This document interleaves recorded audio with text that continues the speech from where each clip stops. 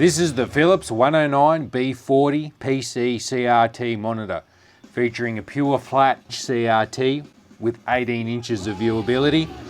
The monitor's era is around the year 2001. There are two case colours available.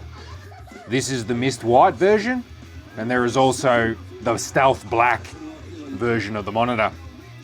Philips states that the optimal resolution is 1280 by 1024. This is a 5:4 aspect ratio resolution, and we'll be testing that later. The maximum resolution of the monitor is 1920 by 1440 at a refresh rate of 60 Hz. Right now the Dreamcast is running with Dead or Alive 2 via a VGA box. The controls on the front feature an instant brightness adjustment as well as toggle left and toggle right. Same goes for the contrast, instant adjustment plus vertical toggle up and down, an OK button, and lastly the power button. To access the monitor's menus, press OK. Language, zoom. Zoom can be used to shrink the image on the screen. It doesn't take it down to a super small image, but it takes it down a bit. Back to 50, which is the default. Adjust horizontal. The Dreamcast struggles on some PC monitors, I've noticed, to fit width-wise, but this is filling the screen properly with room to spare. It's at 82, can be stretched further to 100, so that's no problem, and that's a good tick in the monitor's favour. Adjust shape has geometry adjustments, pincushion and balanced, trapezoid, parallelogram, rotate image. Adjust colour, preset temperatures of various Kelvin. I've got it on a cool white one here. Use a preset. Reset to factory. Extra controls. Adjust moire. That can be useful if you've got any wavy patterns going through your image. There's none on screen that I can see. However, the camera often overlays its own moire issues onto the image. So you may actually see moire patterns in the image, whereas I don't currently, being live in front of the monitor. Be interesting to see if we can get some resolutions that the monitor doesn't resolve very well with, and see if we can fix those up with the moire adjustment. Degauss. Light frame's a curious one. This is a bit of a gimmick that this monitor has, and I'll read more into that off the literature. It boosts the brightness. That's off. You might have noticed the change. And it's back on again. It does give it quite a bit more pop, which I'm going with, because the monitor does seem a bit dull without it on. So I'm going to stick with that light frame on right now. This is an excerpt from the brochure for the monitor concerning light frame, or light frame 3, for improving the picture display of multimedia content such as photos, videos, etc. Will boost brightness and sharpness performance on selected areas, windows on the screen.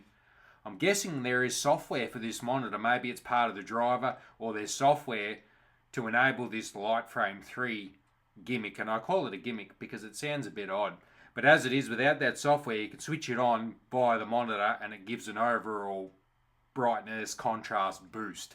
Even if you turn up contrast and brightness to maximum, you can still enable light frame to give it a boost beyond even the maximum settings. Right now, frequency, current frequency, resolution, serial number even. That's our menu system. I'll look later for a service menu. Let's have a look around the monitor and inside the monitor. Here's the side of the monitor, and here's a screw cover. I'll take that off shortly to get access to the screw that I suspect's in there to take apart the monitor. We've got a bad crack on the corner there, and that's a big problem with PC monitors. A very heavy CRT and chassis with shielding inside, basically secured to a plastic box. These things are very prone to cracking and breaking. We know what the Super Nintendo's like with its yellowing, and the same goes for many PC monitors. TVs seem to fare much, much better. I remember getting rid of a TV once, taking the tube out, and then I smashed the ABS plastic, whatever it is, up with a sledgehammer to put it in my bin. And the hammer often bounced off the plastic of the TV, but with a sledgehammer you'd smash straight through the plastic on PC monitor. Going around to the back, big Philips. There's our IEC power socket, our VGA cable, a little rusted on the end, but working fine. Model number, and some more of the safety requirements that the monitor's met. Nothing too crazy on the back there. Question for the viewers, have you ever noticed, or do you know if black plastic PC monitors fare better in their strength than the white shells? Just curious as to the makeup of the plastic, if it's any more hardy than the pale stuff. A slight interruption in the disassemble procedure. We found old mate here in the swivel base with all those dead insects and things, the spider living. I've got him in the glass, don't worry. I'm going to take him outside and he can find a new home out there. In the meantime, I'm going to clean up the swivel base. This is the Stealth Black pedestal stand in all its low resolution glory. Speaking of accessories, this is a USB hub by Philips for the monitor. It doesn't electronically connect to the monitor, it only attaches to the swivel base as a convenience. Oh, this is a bit of a dirty one. Been inside a shed for many years. Our broken screw mount there, had difficulty getting that one out near the cracked corner. You can see the screw tip there's come through. That plastic piece should be on the bezel side, not on the back cover.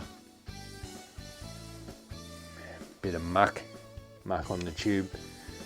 Not surprising, a LG Philips, sorry for being upside down. Monitor grade, 46 centimeters in size. Some covering there on the back of the neck board, a label over here, Skyway, Monitor Factory, People's Republic of China. And then there's our chassis down the back there. Let's pop it back all together and have a look at it powered on once again. Before we go into the service menu, there's a couple of other features that the monitor has. If we hold down the OK button for 15 seconds, we go into the OSD lock mode, which disables any on-screen menu system from coming up. It makes the monitor tamper-proof, you could say. There we go, control menu is locked. If I try to access the menu, it tells me that it's locked. The way to get out of it is the same way to get into it, and that is to hold that button down for 15 seconds. Once that amount of time has expired, the regular menu will pop back up again. Nearly there. There we go. OSD lock has been turned off. Another mode the monitor has is the burn-in mode, and to do that you do not have any picture signal connected to the monitor. The monitor is off. Hold the left and the right arrow and press the power on.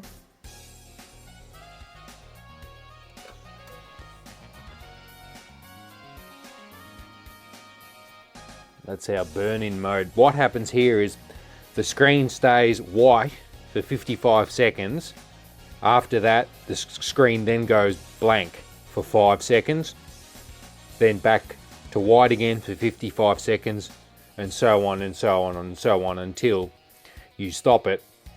This burn-in test can be used by the manufacturer in the factory to test, to put a stress load on the monitor to see if it behaves or not. I think to get out of this mode, it's simple, and that is to simply connect a picture source to the monitor.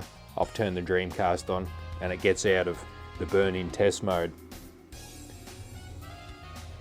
To get into the service menu is very similar. You do exactly the same thing, except that you must have a picture connected to the monitor before you turn it on. So again, left and right arrow, power.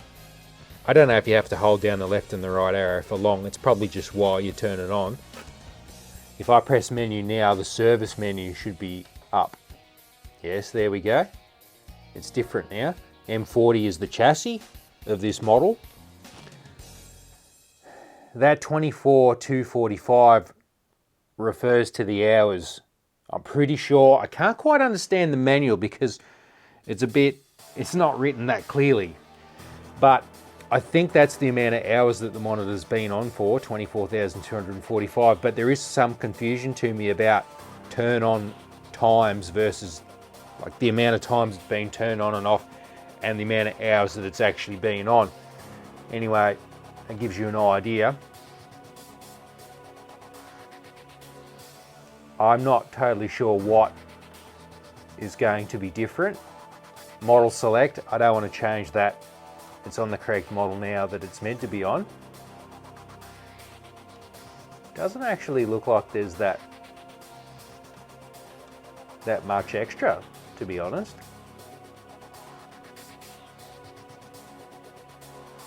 Chassis number, maybe a version of the chassis, hours turned on.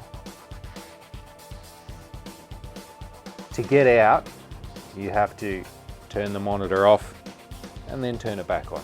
That's all there is to it to get out of the service menu. When I press menu now, it's the regular menu, back to normal. Time for a quick test with the Dreamcast gun.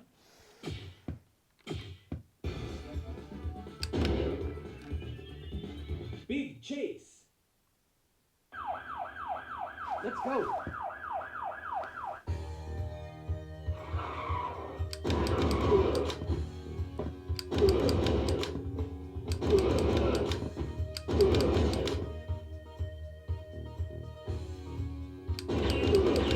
No problems. All good with the gun. Unfortunately, I don't have an Xbox 360 here with me right now as I normally do for PC monitors to test the VGA of the console. Instead, I've got a desktop, not a laptop, but a desktop PC, which gives far more choice of resolutions. And then we have a massive list. My laptop normally has about 10, but this has got dozens and dozens.